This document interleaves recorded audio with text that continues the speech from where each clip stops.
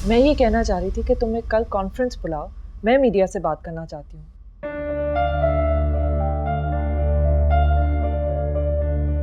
देखो, अगर हमने उनको डिटेल्स नहीं दिए ना, तो ये जो सारी अफवाहें फैलाई जा रही है ना, सब उस पर यकीन कर लेंगे।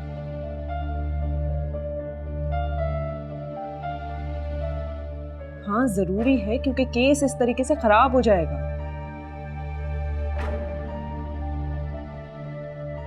बस ठीक है, तुम मुझे टाइम बता देना, ठीक है?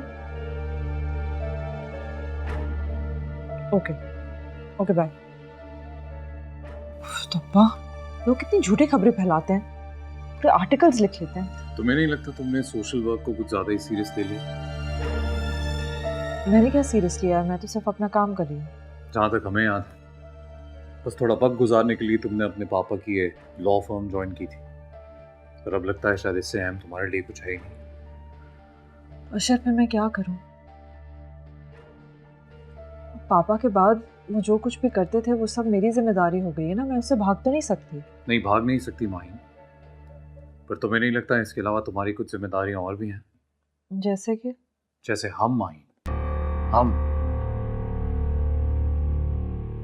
तुम्हें नहीं लगता हमें तुम्हारा वक्त चाहिए होगा, या पूरी जिंदगी ऐसे ही चलेगा? हम रोज घंटों तुम्हारा इंतजार करेंगे, फिर तुम लौट के आओगी, फिर ये लैपटॉप खोल कर बैठ जाओगी और हम देखते रहेंगे।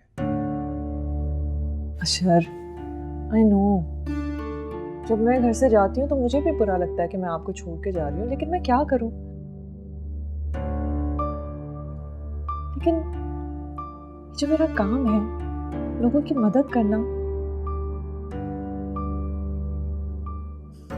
मुझे बहुत खुशी मिलती है इससे। अब कितने लोग हैं जो अपना काम छोड़कर दूसरों की मदद करते हैं? बहुत कम। और आपकी बेबी उनमें से एक है, तो आपको फख्र करना चाहिए ना। क्या है ना, आपका काम आपको घर से बाहर नहीं ले जाता, इसलिए शायद आपको मेरी एब्सेंस ज्यादा फील होती है। अगर आप भी घर से बाहर रह के जॉब करते तो आपको तो शायद पता भी नहीं चलता कि मैं घर पे हूँ। ओ, तो क्योंकि हम अपना काम घर बैठकर करते हैं, तुम्हारी तरह पूरा दिन बाहर नहीं रहते, इसलिए हमारे काम की तो कोई हैसियत नहीं, मैंने ऐसा नहीं कहा। माहिन, हम एक राइटर है, यह हमारे काम की नौयत है। घर बैठना पड़ता है, सोचना पड़ता है, तुम्हारी तरह बाहर नहीं रह सकते। अशर, आई नो, आप मेरे अल्फाजों का गलत मतलब ले रहे हैं। हम समझ रहे हैं क्या मतलब है, और ये तुम्हारी तरह ना कंट्रोवर्सी का हिस्सा हम भी बन सकते हैं, मीडिया से बात हम भी कर सकते हैं, कई लोग वेट करते हैं हमारा। पर हम ये सब नहीं करते क्योंकि खुद करना नहीं चाहते। पता नहीं क्यों ये सब कह रहे हैं इस तरीके से। मैंने तो बिल्कुल ऐसा कुछ नहीं कहा, मेरा तो मतलब भी ये नहीं।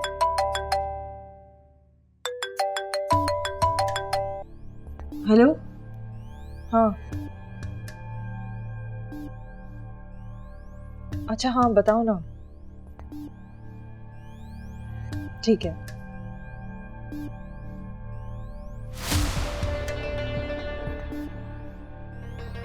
हाँ, मैं भेज रही हूँ अभी। ओके।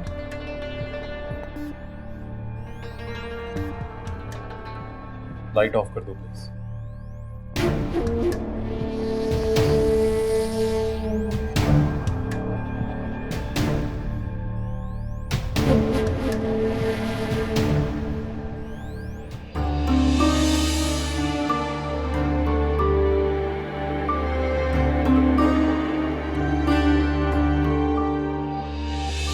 ठीक है, हो गए सीरियस।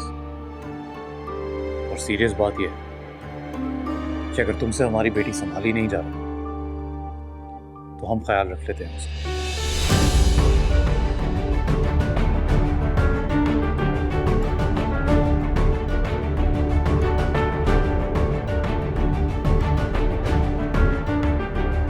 सुनो, तुम्हें तलाक चाहिए तो बातों को इधर उधर घुमाने की जरूरत नहीं, सीधी सीधे मांगो, दे देंगे। वैसे भी हम जानते हैं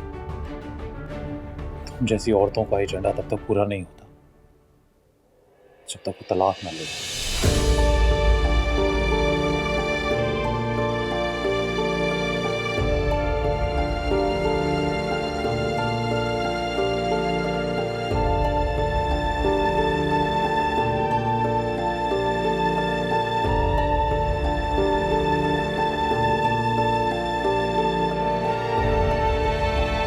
अस्सलाम वालेकुम। वालेकुम अस्सलाम। मैडम घर में? हाँ जी, आप ही तो कमरे में ही हैं। मैं काफ़ी देर से उनसे कॉल कर रहा हूँ लेकिन वो कॉल रिसीव नहीं कर रही। वो आराम तो नहीं कर रही? अब मैं देख लेती हूँ। आप बैठे ना। आप ही हमसे किसी किस्म के रहम की तवक्को भी मत करना। हर सवाल का जवाब सच सच दे दोगी तो हो सकता है तुम्हारे साथ कुछ नरमी बरती जाए, वरना तुम्हें तो पता ही है कि हमारे पास मुंह खुलवाने के और भी कई तरीके हैं। देखिए मुझे कुछ समझ में नहीं आ रहा, आप क्या पूछ रही हैं मुझसे? कैसे सवाल करिए आप मुझसे? मुझे कुछ नहीं पता, मैं बेकसूर, मैंने कुछ नहीं किया, मुझे यहाँ से जाने दीजिए। फिर वही बात, सारे सबूत तुम्हारे खिलाफ हैं। एक एक बात तुम्हारी पता कर ली है हमने। कितने दिनों से तो रैकी कर रहे हैं हम तुम्हारी सारी इन्फॉर्मेशन हम तक पहुंच गई है। तुम कहां जाती हो, क्या करती हो, किससे मिलती हो, पहले कहां रहती थी, अब कहां रहती हो।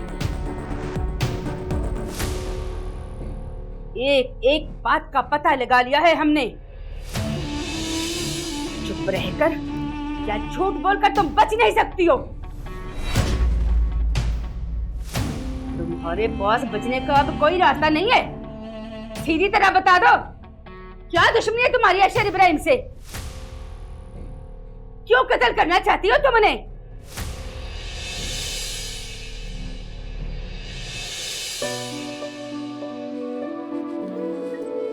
मजाक कर रही थी। मैं भला आपसे नाराज हो सकती हूँ क्या? इधर लाओ बेटा मिठाई।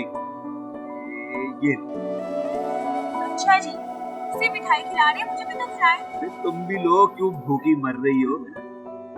ये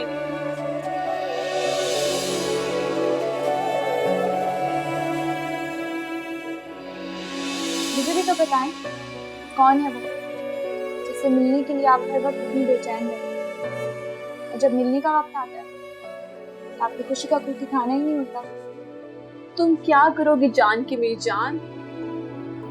अच्छा मैं जा रही हूँ और मुझे आने में थोड़ी देर हो जाएगी। कोशिश करेगा देर ना ही होता। तुम्हें क्या पता मेरी जान, वहाँ जाकर वक्त का होश ही नहीं रहता।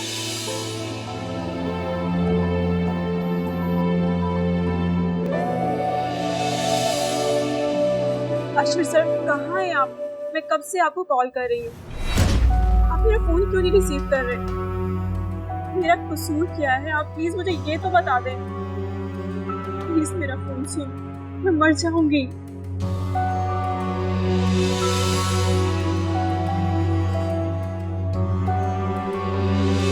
आपने तो कहा था कि उससे शादी करूंगा। जी कहा था, बिल्कुल कहा था, याद है हमें। और ये भी याद है कि वो झूठ हमने आप ही के लिए बोला था।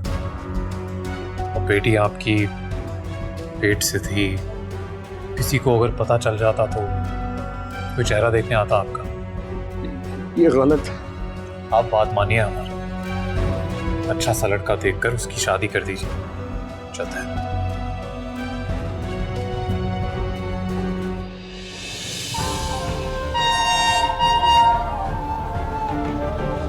शाह, रुक जाओ बेटा, रुक जाओ, रुक जाओ बेटा, रुक जाओ।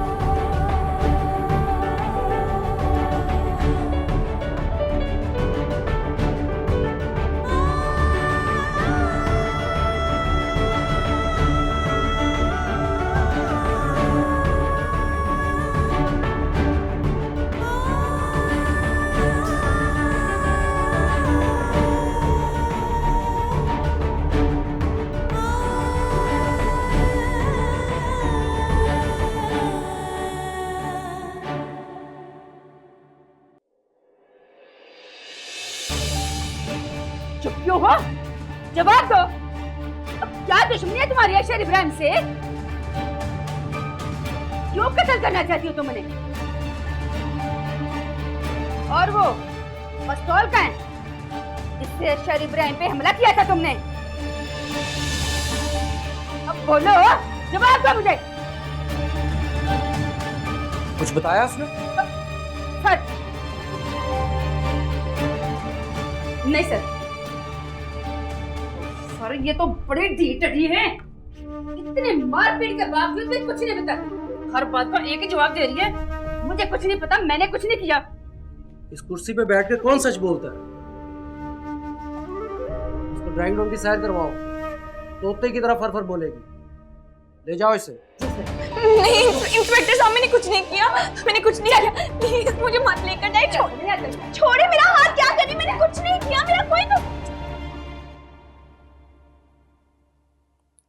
लेकिन पुलिस उसको बिला वजह इस तरह क्यों अरेस्ट करेगी? कोई तो वजह होगी। हो सकता है कोई वजह हो, लेकिन उस लड़की का आगे पीछे कोई नहीं है, बिल्कुल अकेली है वो। और पुलिस को तो आप जानती ही हैं, वो किसी पर कुछ भी डालते। जिसके पास कोई सपोर्ट नहीं होती, वो तो होता ही उनके रहमो करम पर है। वो चाहे तो उस पर कत्ल डालते।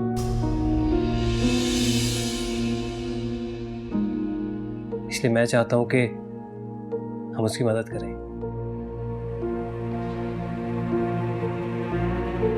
तो इत्तेफाक से मैं वहीं था, वरना किसी को कुछ पता भी ना चलता। तुम ठीक कह रहे हो, लेकिन जब तक हमें ये नहीं पता चलता कि पुलिस ने उसको किस केस में अरेस्ट किया है, हम उसकी मदद कैसे कर सकते हैं? और वैसे भी हम उस लड़की के बारे में जानते भी क्या है? उतना ही ना जितना उसने हमें खुद बताया अपने बारे में। अब किसी शख्स के माथे पे तो नहीं लिखा होता है कि वो बेगुनाह है या सच्चा है, लेकिन अगर तुम्हें इतना लग रहा है कि हमें उसकी मदद करनी चाहिए, तो फिर जाके मालूमात हासिल करो कि क्यों अरेस्ट किया है उसे। जी, मैं इसीलिए आपके पास आया था कि अगर आप कहें तो मैं पुलिस स्टेशन जाके सारी मालूमात ले लूँ। हाँ, यही तो मैं कह रही हूँ। जब तक हमें ये नहीं पता चलता कि पुलिस ने उसे क्यों अरेस्ट किया है, तो हम फैसला कैसे कर सकते हैं कि उसकी मदद करनी चाहिए कि नहीं। अगर उसकी मदद करना जायज़ है तो हम ज़रूर उसकी मदद करेंगे। ठीक है? ठीक है, मैं चलता हूँ।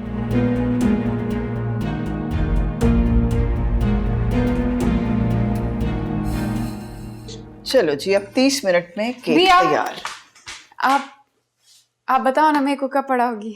अरे बच्चे, जब टाइम होगा तो जरूर पढ़ा देंगे तुम्हें। नहीं, आप मेरे को बताएं ना कि आप मेरे को कब पढ़ाएंगी। देखो ना, अब सारा दिन काम में मसरूफ रहती हूँ। अच्छा, क्यों करते हैं कि तुम्हें रात को सोने से पहले पढ़ा दिया करूँगी, ठीक है? तो रात तक मैं क्या करूँगी? रात तो हो गई बेटा। वो तो आज हो गई है ना, कल की रात को आने में बहुत देर है। पागल हो तुम बिल्कुल। रात तो बेटा अपने वक्त पे आएगी ना। कल भी जब उसका वक्त होगा तभी आएगी, ना पहले ना बाद में। आपको पता है भैया, मेरा दिल करता है मैं सारी किताबें आज ही पढ़ दूं। वो मेरे अम्मा अब्बा कहते थे ना, ती पढ़ ले, लेकिन मैं उछल कूद में लगी रहती थी। अगर मैं आज शौक से पढ़ती ना, तो मैं जफरी की जमात में होती। लेकिन मैं चाहती हूँ मैं जब अम्मा अब्बा से मिलूँ ना, तो मैं सारी जमातें पढ़ लूँ। उनको अच्छा लगेगा ना, बहुत खुश होंगे। हाँ, बहुत खुश होंगे। लेकिन देखो अरूसा, जल्दी के काम तो शैतान के होते हैं ना, और हम ये पढ़ाई बड़े इत्मीनान और तसल्ली से करेंगे, ठीक है ना? शैतान की तरह तो जल्दी नहीं करनी ना हमने। बिया, मैं तो रुसान को कह रही थी मुझसे पढ़ ले, मुझे सब कुछ आता है, लेकिन वो मुझसे पढ़ ही नहीं रही थी। क्यों भैया रूसा? इतनी प्यारी बच्ची की इतनी अच्छी ऑफर, और तुम हवेली नहीं कर रही? भैया, मेरे को शर्म आती है, कि मैं इतनी बड़ी होके इतनी छोटी बच्ची से पढ़ूं।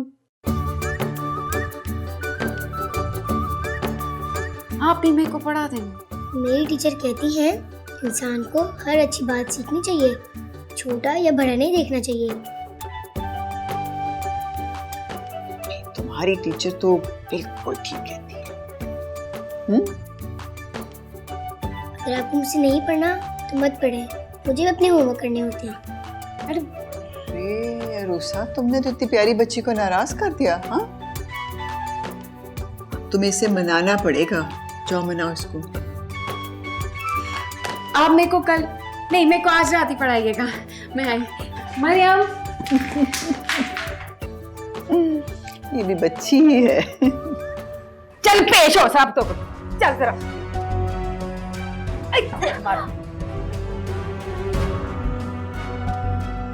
सर ये बहुत ही बिगड़ी है और इतनी मौत कुछ नहीं बताया। हर बात में कहती है मैंने कुछ नहीं किया, मुझे कुछ नहीं पता। इतनी मोर कुटाई के बावजूद मैं कुछ नहीं बता रही। लगता है तुम्हारे बाजुओं में दम नहीं रहा। एक छोटी सी लड़की का मुंह नहीं खुलवा सकी तुम जाओ, मैं देखता हूँ कैसे नहीं बोलती ये। अगर तुम समझते हो कि तुम्हें यहाँ से कोई बचा के ले जाएगा तो ये तुम्हारी बहुत बड़ी भूल है। तुम्हें यहाँ से अब कोई नहीं बचा सकता। तुम्हें सजा होगी, लंबी सजा, समझी? तुम्हारे लिए अच्छा है कि तुम हमारे साथ ताउन करो ताकि तुम इस मारपीट से बच जाओ। अब बताओ, जिस वक्त अशर इब्राहिम के ऊपर हमला हुआ उस वक्त तुम वहां थी ना? जवाब दो मुझे, तुम वहां थी ना? जी। Good, very good. अब ये बताओ, उस पर फाइट तुमने किए थे ना? बोलो, जवाब दो मुझे। नहीं। झूठ मत बोलो। तुम उस यूनिवर्सिटी में पढ़ती नहीं हो। उस दिन वहां क्या करने गई थी? मैं उनकी फैन हूँ। वो जहाँ भी जाते मैं उनकी बातें सुनने वहां चली जाती हूँ। माँ को हॉस्पिटल में छोड़कर तुम उनकी तकरीर सुनने चली गई? क्या बात है, इतनी बड़ी फैन हो तुम उनकी? हाँ, एक एक बात का पता लगा लिया है मैंने, और अब तुम झूठ बोलकर बच नहीं सकती। क्यों मारना चाहती थी तुम उसे? बोलो। मैं भला क्यों मारूंगी उन्हें? वहां मैं अकेली तो नहीं थी, और भी लोग थे। हाँ, तुम अकेली नहीं थी वहां पे, और मैंने तमाम दूसरी लड़कियों की भी तफ्तीश कर ली है, मगर और किसी के पास उसे मारने का कोई जवाब नहीं था। तुम्हारा है। तुम्हारी बहन रमशा ने खुदकुशी क्यों की थी? क्या ताल्लुक था उसका अशर इब्राहिम से? अपनी बहन का बदला लेने गई थी ना उनसे। बोलो, चुप क्यों हो? जवाब दो।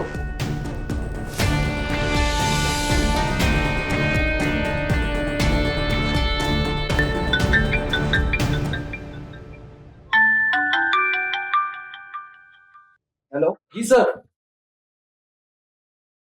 क्या ये क्या कह रहे हैं आप?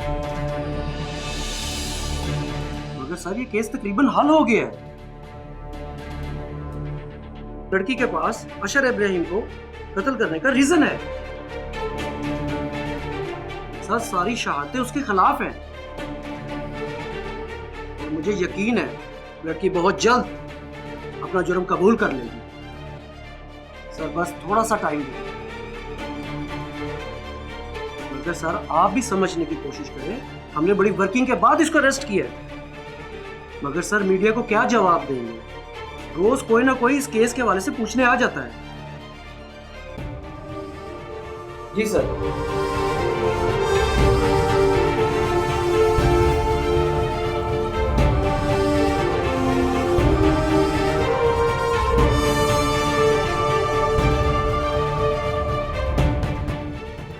ले जाओ इसे। कहाँ लेकर जा रहे हैं आप लोग? उठना, बताते हैं तुझे। चल चल हाँ जरा 10 मिनट चल। कुछ नहीं किया।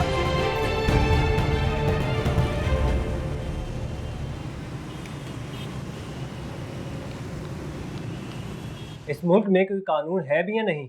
आप थाने में बैठकर पूछ रहे हैं कि कोई कानून है कि नहीं? शक्ल से तो आप अच्छे खासे पढ़े लिखे लग रहे हैं। अगर आप जैसे लोग ही ऐसी बातें करने लगेंगे फिर तो अल्लाह ही हाफ़िज़ है इस मुल्क का। तो प्लीज ये लेक्चर मुझे मत दीजिए। एक लड़की को आप बगैर वारंट के कैसे गिरफ्तार कर सकते हैं? क्या जुर्म है उसका? जिस लड़की को इतना मासूम समझ रहे हैं ना आप, कत्ल करने की कोशिश की है इसने। सब कुछ बताएंगे, आप थोड़ा तसल्ली तो रखिए। कब बताएंगे? मुझे अभी और इसी वक्त उस लड़की से मिलना है। कहाँ है वो? देखिए, उससे मिलने की इजाजत सिर्फ एसएचओ साहब ही दे सकते हैं, मैं नहीं दे सकती। तो बुलाए अपने एसएचओ को। किधर है वो? क्या हुआ? क्या शोर मचा रहे हो? कहाँ है वो लड़की जिसको आप गिरफ्तार करके लेके आए? आप क्या लगते हैं? मैं जो भी लगता हूँ इससे आपका कोई ताल्लुक नहीं होना चाहिए। आप मुझे ये बताएं कि उसको क्यों लेकर आए हैं, क्या जुर्म किया उसने? रूटीन की तफ्तीश के लिए लाए थे। किस बात की तफ्तीश? जिस दिन अशर इब्राहिम पर हमला हुआ था उस दिन ये लड़की वहां पे मौजूद थी। बस उसी सिलसिले में थोड़ी पूछगिछ करनी थी। हो गई हमारी पूछगिछ, अब आप ले जाइए उसे अपने साथ।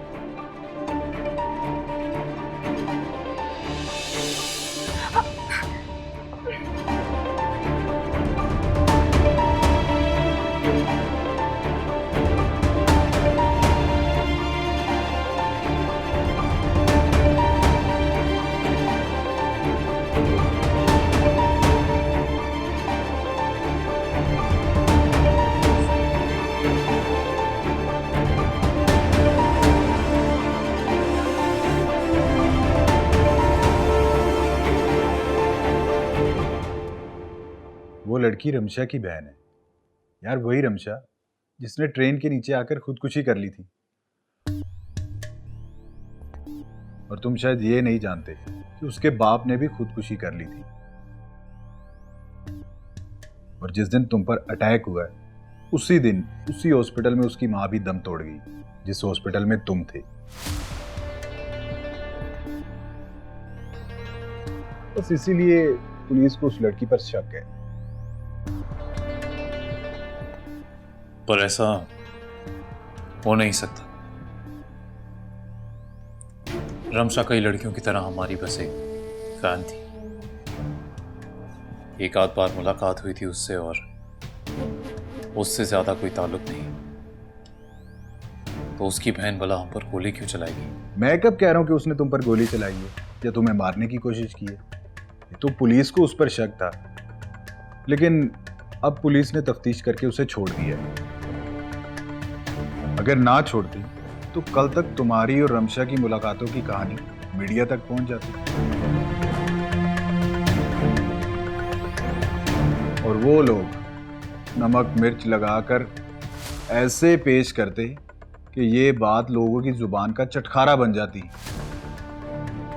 और तुम तो जानते हो कि हमारे लोग ऐसी खबरों के कितने शौकीन हैं। सारा बना बनाया इमेज तुम्हारा खराब हो जाता जो इतनी मुश्किल से बना था। खैर, तुम्हें इस मामले में ज्यादा सोचने की जरूरत नहीं। ये मसला मैं खुद ही हैंडल कर लूंगा, तुम तक ज्यादा बात नहीं आई। तुम बस वो काम करो जो मैंने तुम्हें कहा है, ठीक है? चलो ठीक है, मैं फिर चलता हूं।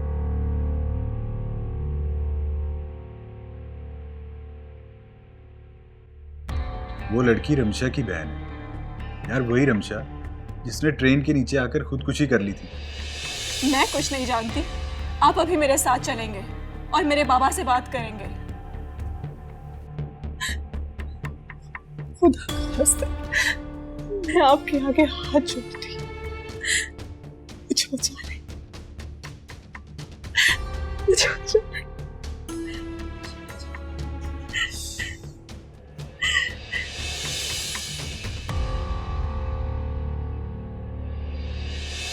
अगर हम आपकी बेटी से शादी कर लें तो ये मामला यहीं खत्म हो जाएगा। आप सच कह रहे हैं? देखिए, हम यही कहने आए थे। देखिए, कुछ कामों में बुरी तरह उलझा हुआ हूं मैं। एक सेमिनार के सिलसिले में मुल्क से बाहर भी जाना है, तो अभी तो आपकी बेटी से शादी नहीं कर पाएंगे। फिर कब करेगी शादी? यही कोई 3 माह में। मेरी बेटी माँ बनने वाली है, फिर तो बहुत देर हो जाएगी। जितना जल्दी हो सके आप अबॉर्शन करवा दें।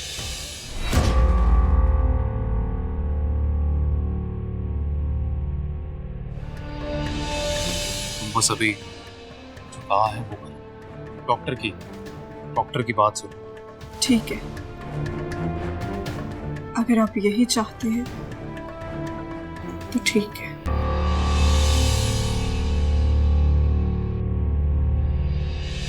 आपने तो कहा था कि उससे शादी करूंगा।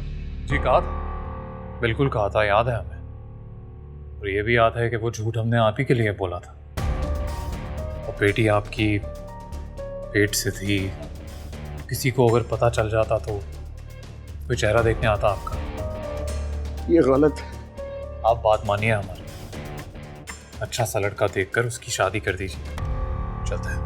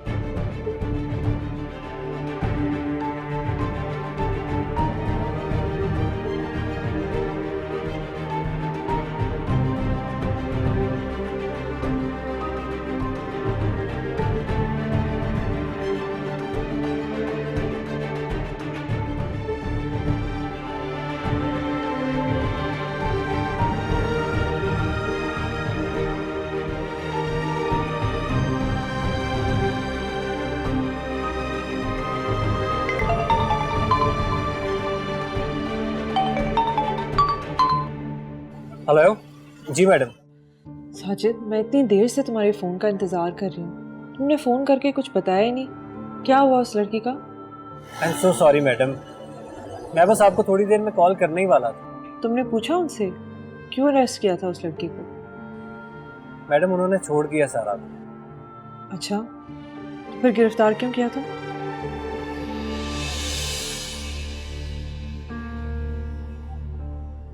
मैडम मैं सारा के साथ ही हूँ और गाड़ी ड्राइव कर रहा हूँ। मैं आपको थोड़ी देर में कॉल करूँ? अच्छा चलो ठीक है, कॉल कर लेना। अल्लाह हाफ़िज़।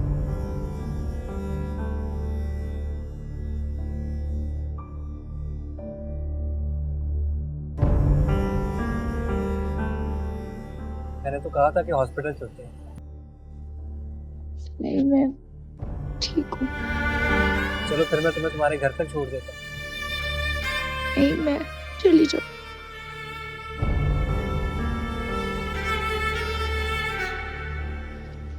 आपका बहुत शुक्रिया। अगर आज आप मेरी मदद ना करते तो पता नहीं मेरा क्या बनता।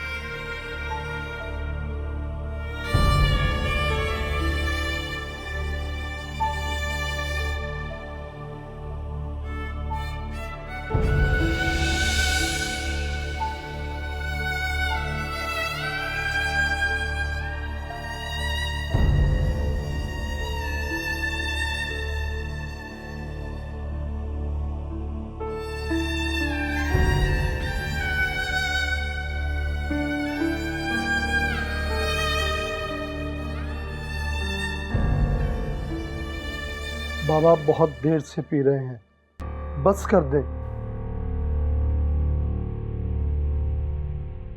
गुलाब चाचा, आप हमारी खिदमत करते हुए अच्छे लगते हैं, नसीहत करते हुए नहीं। जी ठीक है, जैसे आपकी मर्जी। पहले आपने किसी की बात मानी है जो अब मानेंगे? तो अब आप भी तंज करेंगे? मैं तंज नहीं कर रहा, समझा रहा हूं आपको। संभाले अपने आप को, संभाले।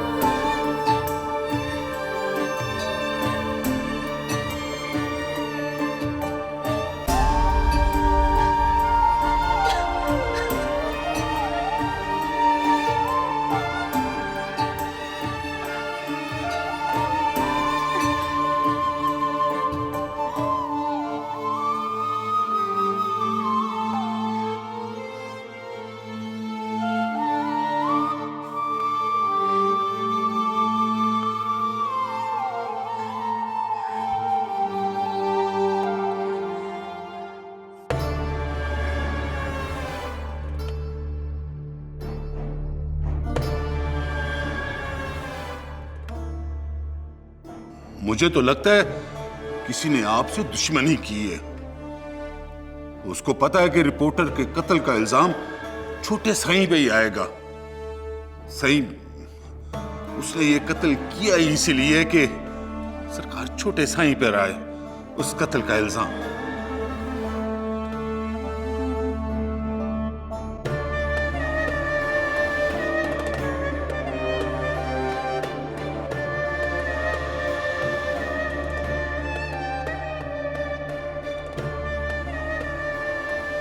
कौन है वो जो मखदूम दाऊद की नाक के नीचे उसके दुश्मन को कत्ल कर सकता है?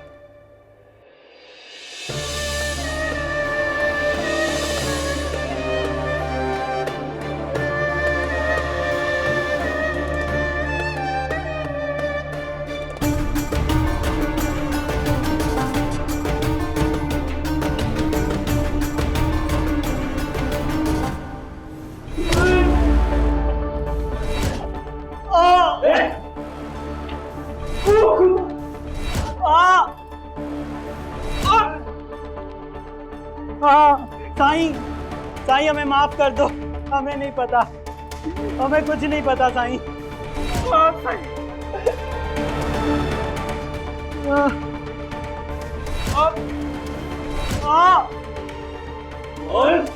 साईं हमें कुछ नहीं पता, हमें माफ कर दो।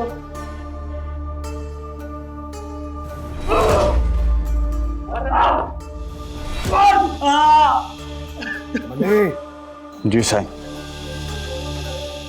जा टोका लेके आ। बेहतर पहले मैं इनके पैर काटूंगा, फिर मैं इनके हाथ काटूंगा,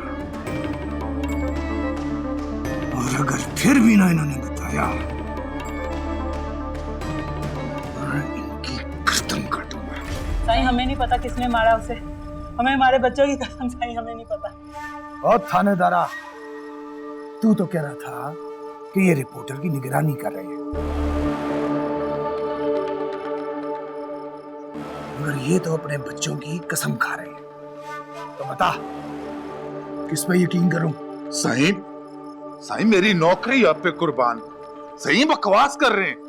मैंने खुद इन दोनों को उसकी निगरानी पे खड़ा किया था। साईं, हरामजादो, अब झूठ बोल रहे हो, बकवास कर रहे हो तुम साईं के सामने। बकवास बोलो बोलो। जी साईं जी हम उस रात भी उसके घर के बाहर ही खड़े थे, लेकिन हमें नहीं पता कब हमें नींद आ गई। उसके बाद हमें कुछ याद नहीं। मेरी नौकरी आप पे कुर्बान साईं।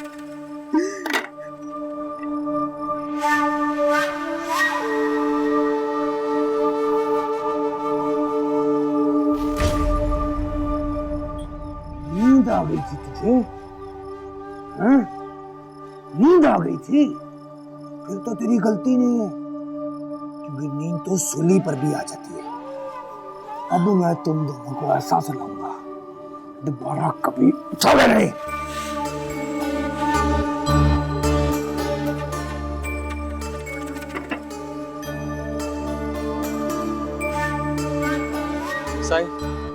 साईं मुझे एक बात याद आ रही है साईं।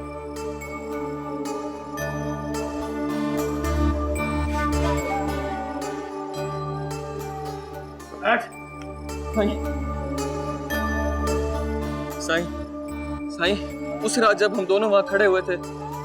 बोल ना। साईं उस रात जब हम दोनों वहां खड़े हुए थे, एक आदमी आया था साईं। उसने आकर हमें मिठाई खिलाई थी। वो कह रहा था कि उसके यहाँ बेटा हुआ।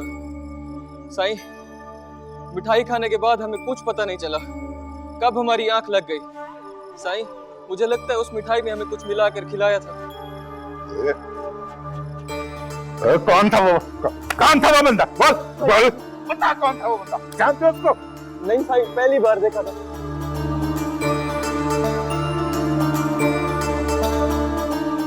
कोई तुम लोगों को मामू बना गया और तुम लोग मामू बन गए। इस बात के पैसे देता हूं मैं तुझे, इसीलिए पाल रहा हूं मैं तुझे। बोल, जवाब दे। जवाब।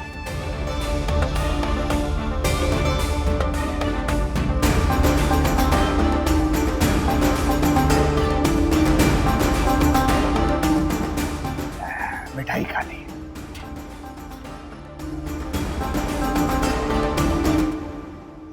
मिठाई खाई थी ना मनी?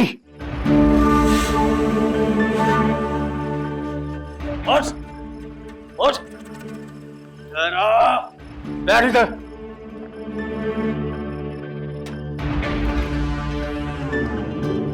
साईं माफ कर दे, साईं माफ कर दे, साईं माफ कर दे, साईं माफ कर दे, साईं माफ कर दे। चल, मिठाई खाई थी ना, मजे की थी। मिठाई खाई थी ना, अब गोली खा।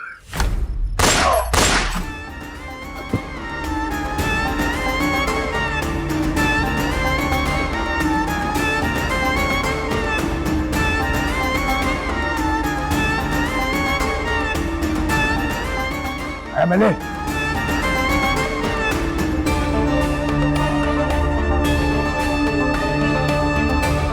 मेरी नौकरी आप पे कुर्बान साईं।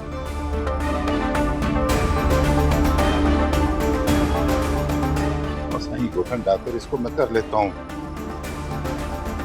और जा साईं को संभाल जा। अरे मेरी नौकरी साईं पे कुर्बान।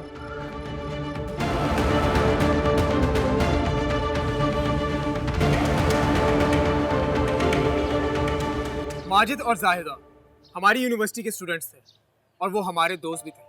उनका जुर्म सिर्फ इतना था कि वो एक दूसरे से मोहब्बत करते थे और एक दूसरे से शादी भी करना चाहते थे, मगर ये बात शायद मखदूम दाऊद और मखदूम अनीस को कबूल नहीं थी। उन्होंने जाहिदा को भी घर में कत्ल कर दिया और माजिद को भी धोखे से मखदूमाबाद बुलाकर मार दिया। उसकी लाश अब तक नहीं मिली हमें।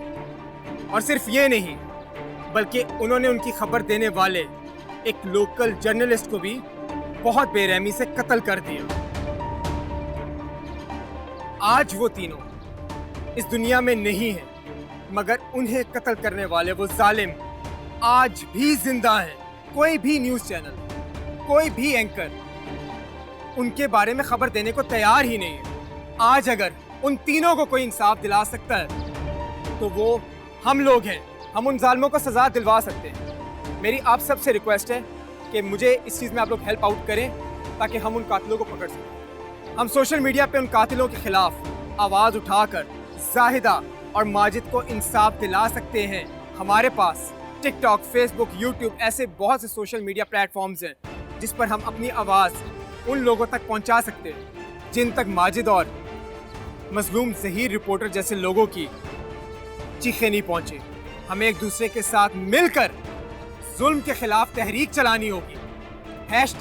#Justice for Makhdoomabad, #hanging Makhdoom Anees. आप सबका साथ चाहिए मुझे, आप सब मेरा साथ देंगे? ये चीज बहुत आला।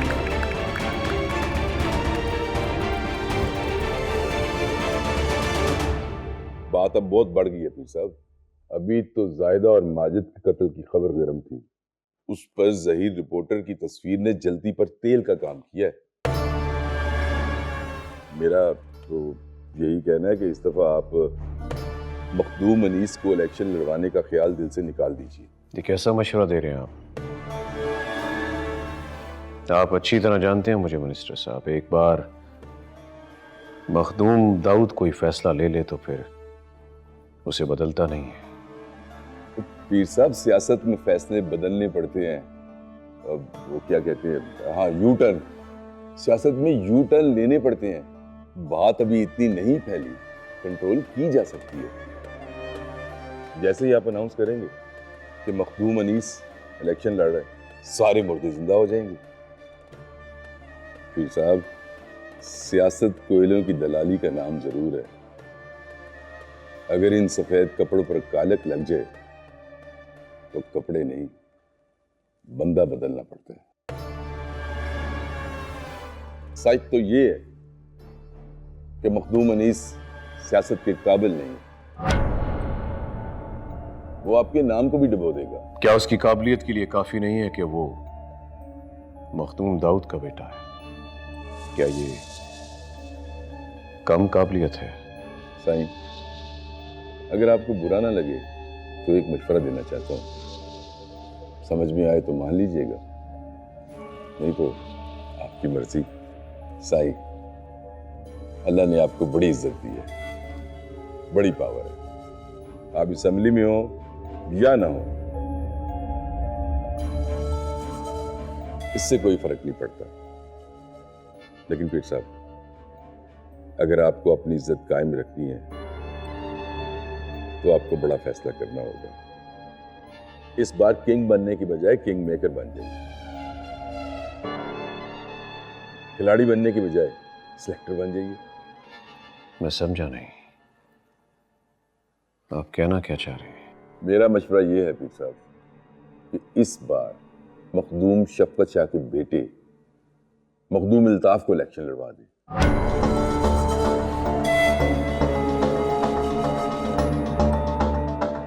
ऐसी चाल चलें पीर साहब, इस खेल में हार किसी की भी हो, जीत आपकी है।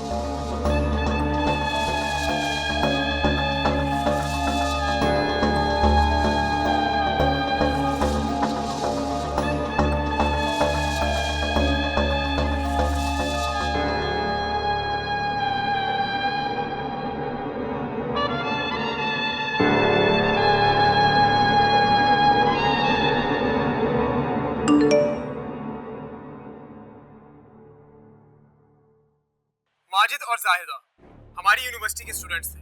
उनका जुर्म सिर्फ इतना था कि वो एक दूसरे से मोहब्बत करते थे, मगर ये बात शायद मखदूम दाऊद और मखदूम अनीस को कबूल नहीं थी। उन्होंने जाहिदा को भी घर में कत्ल कर दिया ये वीडियो और माजिद अभी को भी भेजिए धोखे से मखदूमाबाद बुलाकर मार दिया। बल्कि उन्होंने उनकी खबर देने वाले एक लोकल जर्नलिस्ट को भी बहुत बेरहमी से कत्ल कर दिया। इसे देखकर एक बात का अंदाजा तो हो गया कि ये मामला भी इतनी जल्दी खत्म नहीं होगा। पीर साहब, यूनिवर्सिटी के स्टूडेंट जब किसी लड़ाई में कूद जाएं, तो समझ लीजिए कि पूरा मुल्क इस लड़ाई की जद में आ गया। अभी भी वक्त है पीर साहब, कोई फैसला ले लें। ऐसा ना हो कि जिन पर आप तकिया किए बैठे, वक्त पड़ने पर वही लोग उनके साथ खड़े हों। जिस कश्ती में छेद हो जाए उसमें सवारी कोई नहीं करता। सियासत, मोहब्बत और जंग में टाइमिंग की बड़ी अहमियत होती है पीर साहब। अगर फैसला वक्त पर ना लिया जाए तो बाजी पलटने में देर नहीं लगती। हमारी ताकत का बहुत गलत अंदाजा लगाया आपने मिनिस्टर साहब। हमारे पास हमारे हजारों लाखों मुरीद हैं जो हमारे एक इशारे पर अपनी जान दे सकते हैं। रही बात आपकी कुर्सी की, तो ये तो चंद सालों रहेगी आपके पास, लेकिन हमारी गद्दी हमेशा रहेगी।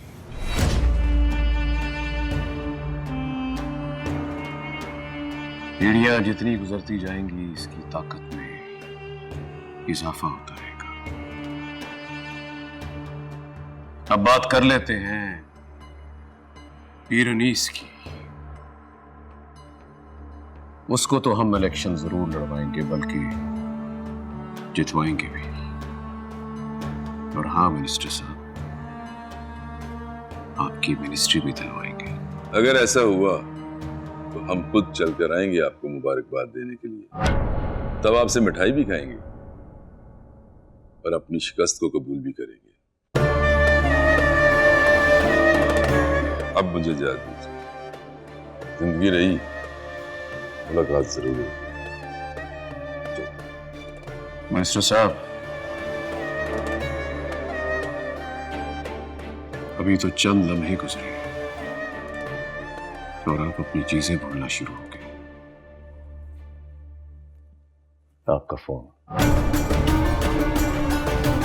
वाह, चलता हूं।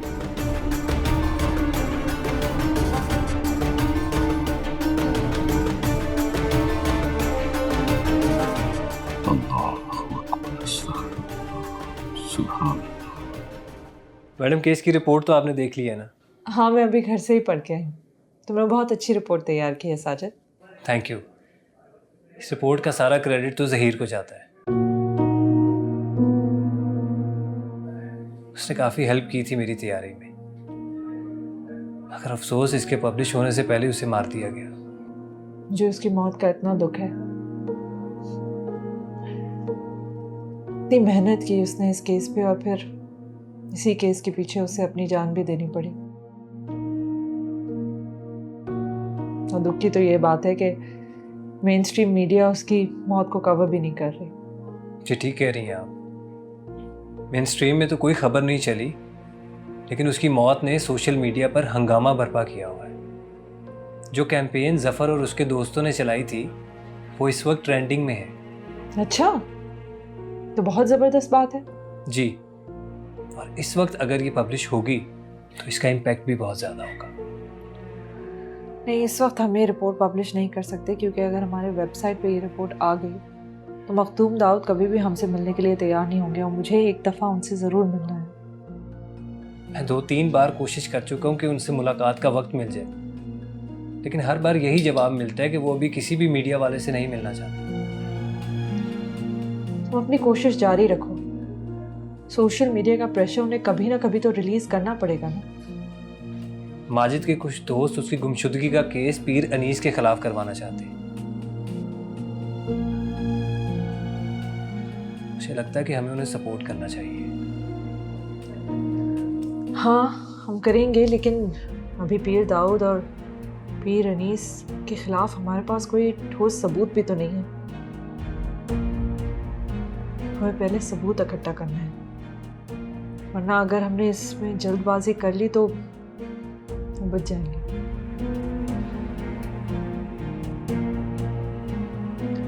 और मैंने सोचा है कि ये केस मैं खुद लड़ूंगी, लेकिन उसके लिए मुझे वक्त चाहिए, तैयारी पकड़नी है मुझे।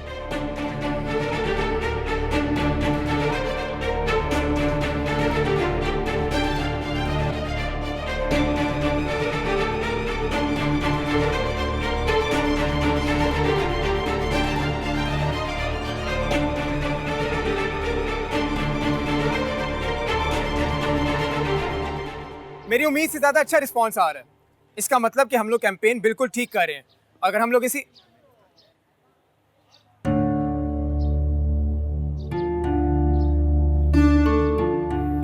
माजिद और जाहिदा को जरूर इंसाफ मिलेगा।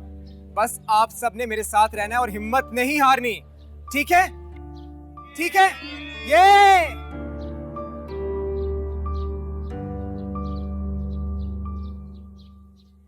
अस्सलाम वालेकुम।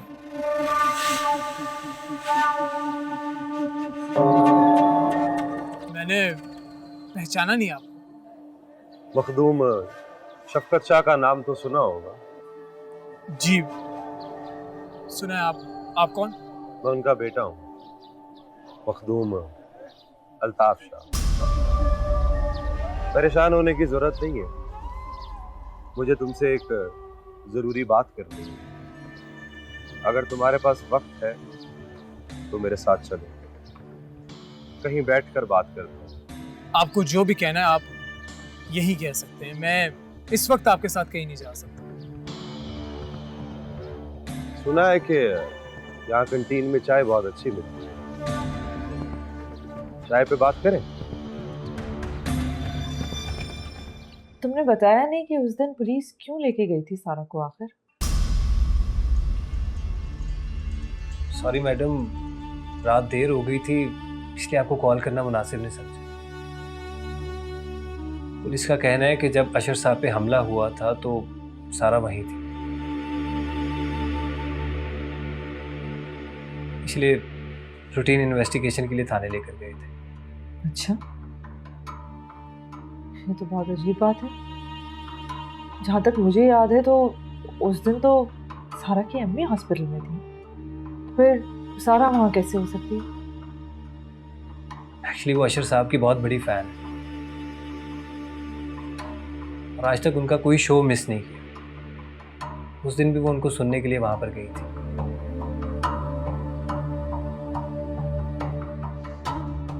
हैरत है, ये बात उसने तो मुझे कभी नहीं बताई। बल्कि उस दिन जब वो मेरे घर आई थी तब तो अशर भी वहां पे थे, तब भी उसने इस बात का कोई जिक्र नहीं किया, बल्कि वो तो वहां से उस वक्त चली गई।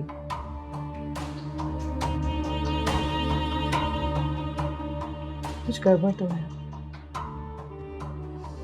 अगर सच में वो वहां मौजूद थी तो फिर शक की गुंजाइश तो पैदा हो जाती है। मैडम, आप तो अशर इब्राहिम साहब की शख्सियत से वाकिफ़ ही हैं। वो देखने में जितने सख्त लगते हैं, मेरे जैसा इंसान उनसे आंखें मिलाते हुए कतराता है। अच्छे तो वैसा भी नहीं है। हम माने या ना माने, पर हकीकत यही है। उनका कुछ नहीं पता चलता कि कब और किस बात का बुरा मान जाए। तुम सारे कुछ ज्यादा ही वकालत नहीं कर रहे? क्या चल रहा है भाई तुम्हारे ज़हन में?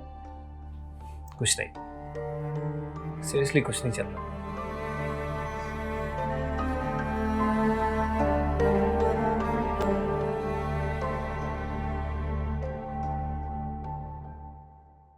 मुझे यकीन है कि आप यहाँ मखदूमाबाद से चाय पीने तो नहीं आए।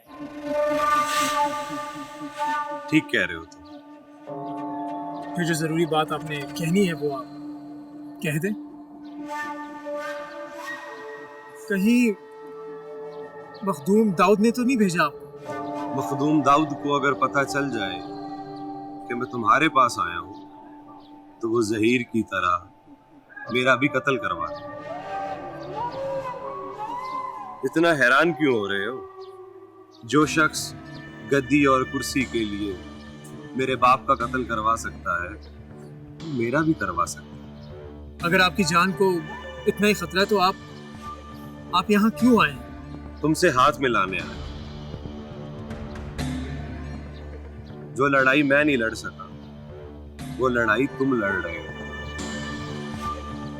मैं इतने सालों से इंतकाम की आग अपने सीने में लिए खुद को जला रहा हूं, मगर आज तक उन लोगों के खिलाफ खुल के उस तरह से बात नहीं कर सका जिस तरह तुमने की। अगर मुझ में तुम्हारे जितना हौसला होता ना तो मखदूम दाऊद जिंदा ना होता। उस शख्स से बढ़कर और कौन मजबूर हो सकता है जिसे अपने बाप के कातिल को भी झुक कर मिलना पड़े। आप बताएं कि आप मुझसे क्या चाहते हैं? मैं तुम्हारी मदद करना चाहता हूँ। वो कैसे? जैसे तुम चाहो।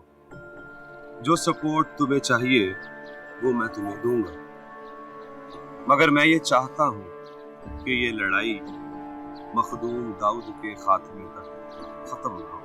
मैं आपको आपके इंतकाम के लिए अपना कंधा नहीं दे सकता। अगर आपको मखदूम दाऊद से कोई बदला लेना है तो आप अपने जोर पर लें। मैं आपकी कोई मदद नहीं कर सकता और ना ही मुझे आपकी किसी मदद की जरूरत है। रुको, तुम जानते हो कि मखदूम दाऊद कितना ताकतवर इंसान है? उसका मुकाबला करने के लिए हमें एक दूसरे के कंधे की नहीं, एक दूसरे का बाजू बनने की जरूरत है। क्योंकि ये जो लड़ाई तुमने शुरू की है ना, इसमें हार का मतलब सिर्फ मौत है। हार कोई ऑप्शन नहीं है। मेरी तरह तुमने भी अपनों को खोया है। मामू मामी तो मर गए तुम्हारे, मगर अरूसा तो जिंदा है ना अभी। मखदूम अनीस अभी तक अरूसा को भूला नहीं है।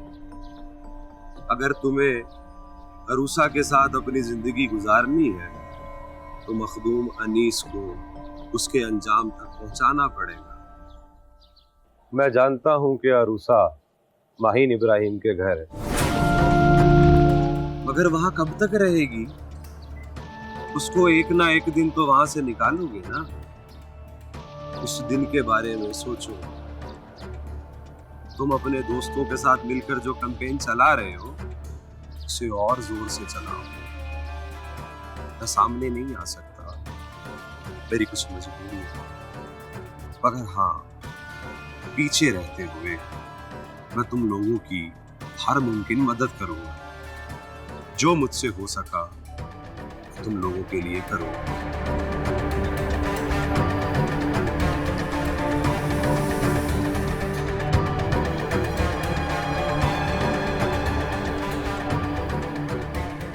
मामू मामी तो मर गए तुम्हारे, मगर अरूसा तो जिंदा है ना अभी।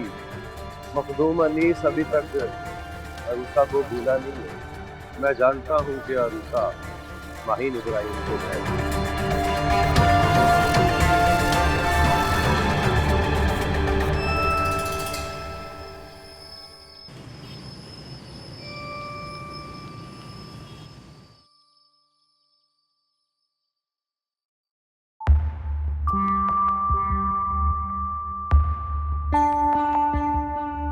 तेरी कायनात में खुदा मेरा दिल कहीं भी लगा नहीं। जो तसल्लियाँ मेरे दिल को दे मुझे ऐसा कोई भी मिला नहीं। मुझे पहले मोहब्बत तो हुई थी, मगर पहली मोहब्बत अब हुई।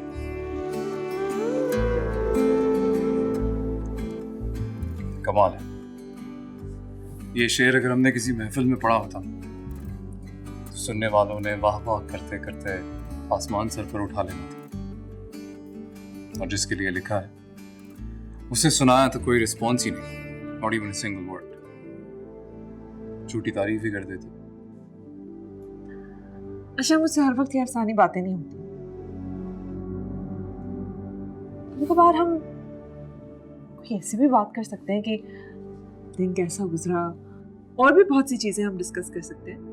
बहुत सी बातें हो सकती हैं हमारे दरमियान। ये और बातें हमें करनी नहीं आती, क्या करें?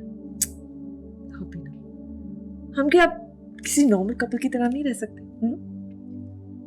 नॉर्मल कपल वो जो बात बात पे झगड़ते हैं, एक दूसरे से झूठ बोलते हैं, जो आए दिन किसी नए मसले में घिरे रहते हैं, वो नॉर्मल कपल। आपने हमेशा हर चीज का नेगेटिव ही देखी है ना? ये जिस रिश्ते को एक्सप्लेन किया है हमने, इसमें कोई पॉजिटिव एंगल दिखता है तुम्हें? लेकिन जिंदगी हर वक्त इस तरह भी नहीं गुजारी जा सकती जैसे कि हम एक किसी नॉवेल के अंदर। कभी कभार एक लम्हा वैसे जीना होता है जैसे वो लम्हा होता है। मुझे तो लगता है कि जिंदगी एक बहुत ही कीमती चीज है, और अगर आपके जिंदा रहने से किसी और इंसान का कोई फायदा नहीं होता तो वो तो जिंदगी भी मायने से होती है। ऐसे तो जानवर भी जिंदा होते हैं और फिर मर जाते हैं। हमने कब कहा कि तुम किसी के काम ना हो? तुम करो जिसकी मदद करनी है, बस जो हक हमारा है वो हमसे छिनना नहीं चाहिए, बस।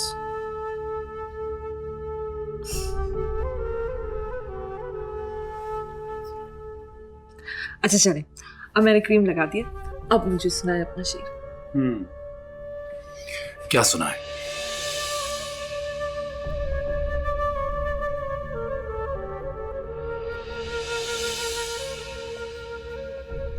माहिन, हमने एक छोटी सी ख्वाहिश का इजहार किया था तुमसे, इस बारे में कुछ सोचा?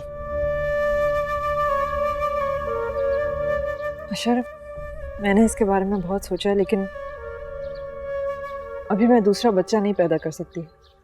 मरियम अभी बहुत छोटी है, ये वक्त ठीक नहीं है, मुझे उसका ख्याल रखना है। अभी मैं दूसरा बच्चा नहीं पैदा करूंगी।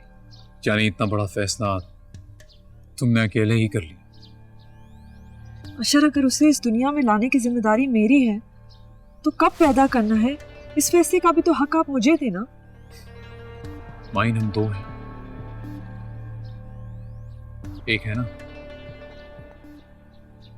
तो फिर ये फैसला भी हम दोनों का होना चाहिए, सिर्फ तुम्हारा नहीं। अशर, ये सिर्फ कहने वाली बातें थी। आपने कितना दर्द सहा है उसे पैदा करने के लिए। जब से वो पैदा हुई है कितनी रातें जागे हैं आप, ये सब मैंने किया है ना।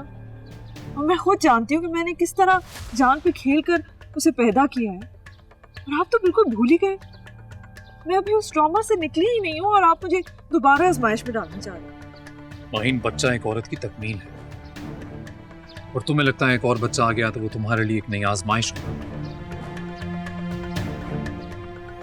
अशर, मैं एक बच्चा पैदा कर चुकी हूँ ना, दूसरा भी कर लूंगी, लेकिन अभी नहीं कर सकती मैं।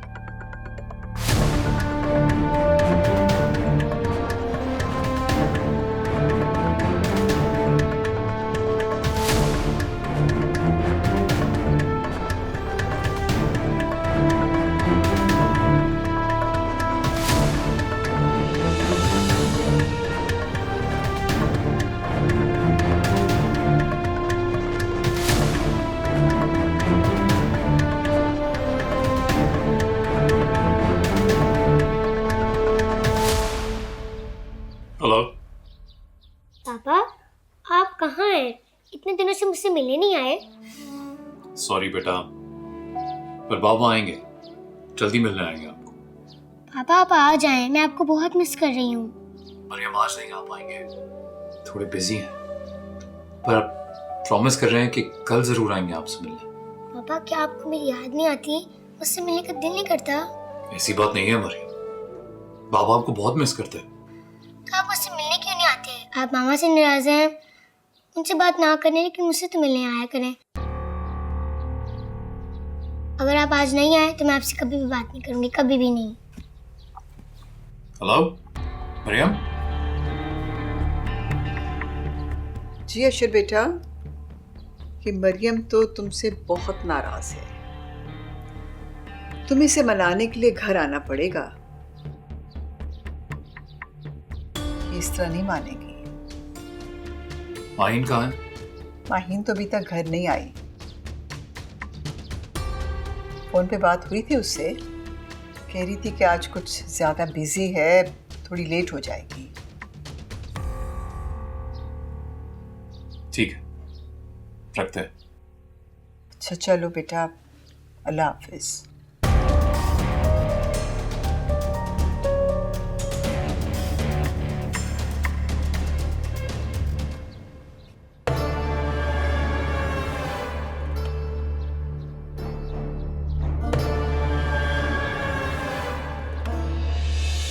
बात अब बहुत बढ़ गई है पीर साहब।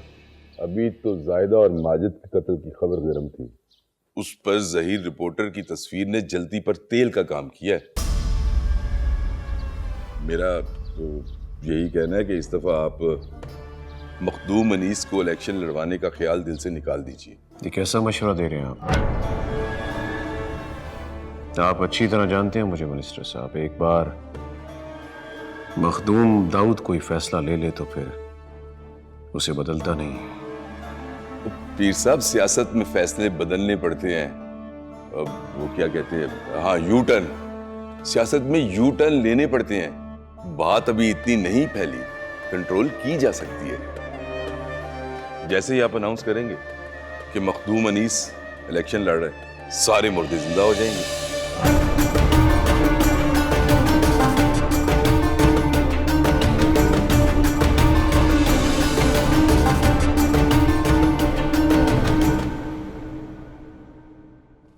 बाबा साईं, लगता है आप बहुत थक गए हैं। आए मैं आपके कंधे दबा दूं। ना मेरी थी ना, मैं बिल्कुल ठीक हूँ। तू बैठ मेरे पास, बैठ। अरे बाबा साईं, कभी कभार तो मौका मिलता है आपकी खिदमत करने का, वरना सारा दिन तो आप हवेली से बाहर रहते हैं। बाबा साईं, वैसे एक बात कहूँ, आप पदा साईं को समझाते क्यों नहीं हैं? उन्हें एहसास ही नहीं है कि वो किस खानदान के वारिस हैं। सारा दिन वो अपने आवारा दोस्तों के साथ घूमते हैं। बाबा साईं, कल को सारी जिम्मेदारियां इन्हें संभालनी है, और अगर वो इसी तरह गैर जिम्मेदार रहे तो कैसे चलेगा बाबा साईं? आपको उन पर सख्ती करनी चाहिए। मेरी धी, तू बहु परेशान न हो, मैं उस पर सख्ती भी करूंगा और समझाऊंगा। रहने दे बाबा साईं, आप ऐसे ही कहते हैं, और आपने आज तक उन पर सख्ती नहीं की। बाबा साईं, आपको पता है, मैंने कहीं पढ़ा था, ये जो ताकत होती है ना, ये सबसे ज्यादा नुकसान ताकतवर को खुद को पहुंचाती है। क्योंकि जब वो ये समझने लग जाए कि वो जो चाहे कर सकता है, इस खुशफहमी को पाल ले, तो उसे शुरू शुरू में तो एहसास नहीं होता कि वो क्या कर रहा है। लेकिन बाबा साईं, उसके बाद वो एक के बाद दूसरी गलती करता है, और फिर वो इसी के शिकंजे में फंस जाता है। फिर वो चाहे लाख कोशिश करे, हाथ पांव मारे, बाबा साईं वो कभी बाहर नहीं निकल सकता। और मज़ीद इसमें धंसता चला जाता है। माशाल्लाह, मेरी धी तो बहुत समझदार हो गई है। बाबा साईं, किताबें इंसान को बहुत कुछ सिखा देती हैं।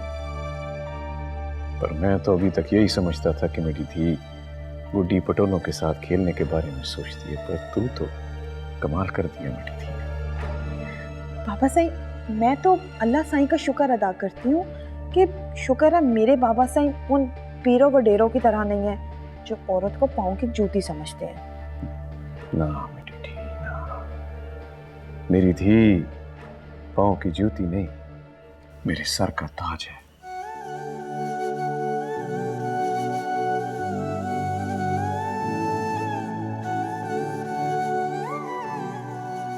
चल अपने बाबा को अब चाय भी पिला। जी बाबा साईं। माशाल्लाह, अल्लाह अच्छे नसीब करे।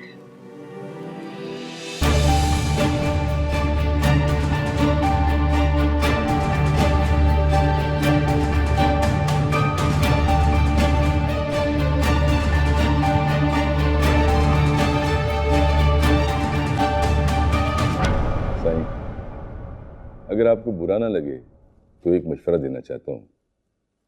समझ में आए तो मान लीजिएगा, नहीं तो आपकी मर्जी।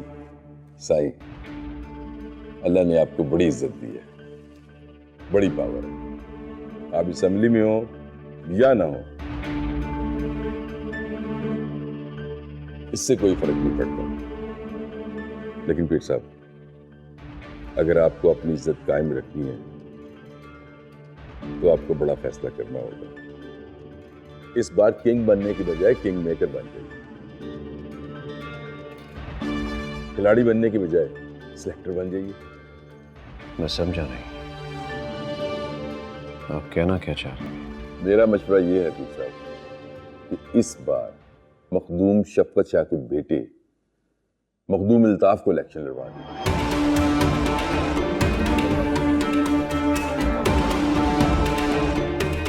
ऐसी चाल चलें फिर साहब, इस खेल में हार किसी के लिए जीत आप